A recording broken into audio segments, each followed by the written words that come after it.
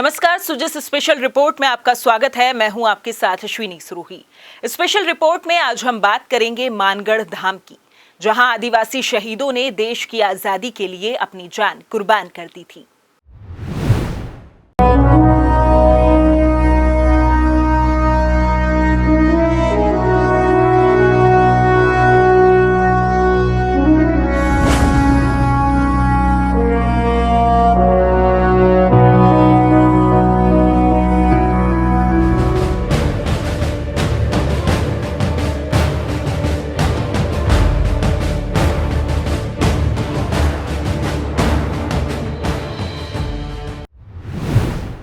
आदिवासियों का तीर्थ स्थल मानगढ़ धाम बांसवाड़ा जिले में स्थित है। ये धाम एक पहाड़ी पर बना हुआ है। ये पावन स्थल आदिवासी शहीदों की कुर्बानियों की याद दिलाता है। मुख्यमंत्री श्री अशोक गहलोत ने केंद्र से मानगढ़ धाम को राष्ट्रीय स्मारक घोषित करने की भी मांग की है। आदिवासियों का तीर्थ मानगढ़ धाम हमें उन आदिवासी शहीदों की याद दिलाता है जिन्होंने देश के लिए अपनी जान कुर्बान कर दी। 17 नवंबर 1913 को गोविंद गुरु की अगुवाई में 2000 से अधिक आदिवासी मानगढ़ की पहाड़ी पर जमा हुए थे। खबर जब अंग्रेजों को मिली तो अंग्रेजों ने आदिवासियों को घेर कर गोलियों से भून डाला। इस हमले में 1500 आदिवासियों की मौत हो गई थी। ये जलियांवाला बाग कांड से भी बड़ा नरसंहार था। गुजरात और राजस्थान की सीमा से लगती 800 मीटर ऊंची इस पहाड़ी पर एक धूनी है। यहाँ गोविंद गुरु की प्रतिमा लगी हुई है। गोविंद गुरु 10 साल अंग्रेजों की कैद में रहे और जेल से छूटने के बाद उन्होंने पूरा जीवन समाज सुधार में बिताया।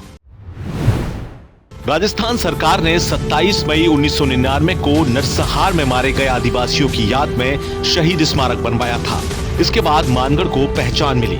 मानगढ़ धाम में शहीद स्मारक बनने के बाद यहाँ की दीवारों पर शिलालेख पर नरसंहार की कहानी और पत्थरों पर युद्ध का चित्रण किया गया है। वर्तमान में यहाँ जनजातीय स्वतंत्रता संग्राम संग्रहालय भी बनाया गया है। मुख्यमंत्री श्री अशोक गहलोत मानगढ़ धाम को राष्ट्रीय स्मारक घोषित करने की भी मांग कर रहे हैं। हाल ही में धूलि वंदना कार्यक्रम में भी मुख्यमंत्री ने यह मांग फिर से प्रधानमंत्री श्री नरेंद्र मोदी के सामने उठाई। ये हम लोगों के लिए गौरव की बात है।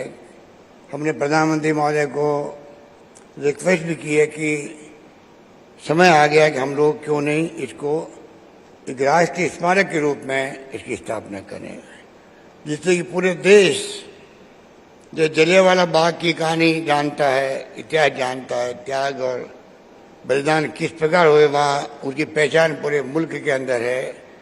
उसी प्रकार से मानगढ़ धाम की पहचान भी बने देश के अंदर कि आदिवासी समाज भी उस जमाने में पीछे नहीं था किसी से भी। मुख्यमंत्री ने शहीदों को नमन करते हुए कहा कि भारत की स्वतंत्रता में आदिवासियों का बड़ा योगदान रहा है। उनका संघर्ष अकल्पनीय रहा है। यही वजह है कि मेवाड़ बागड़ की धरती और मानगढ़ धाम का गौरवशाली इतिहास स्वर्ण अक्षरों में लिखा गया है। उन्होंने कहा कि आजादी में गोविंद गुरु की महत्वपूर्ण भूमिका को भारतीय कभी भी नहीं भूल सकते हैं।